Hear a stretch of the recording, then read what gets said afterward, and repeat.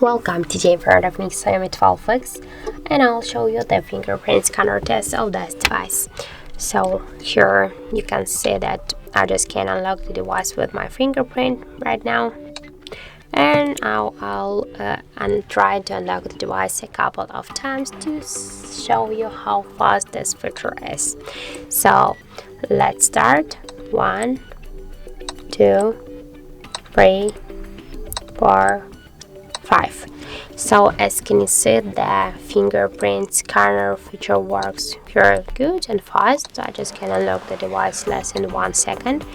But here I just want to suggest you to just, when you want to just unlock the device with the fingerprint, just hold it for a while and then you'll just directly unlock the device. Don't do that, like just simply touch the fingerprint scanner, because if you move your finger too fast from here, like this way, just here is no possibility to unlock the device if you do this by this way. So just hold for a while the fingerprint scanner, and after that you'll just really fast unlock the device. So I just suggest you to try the fingerprint unlock here.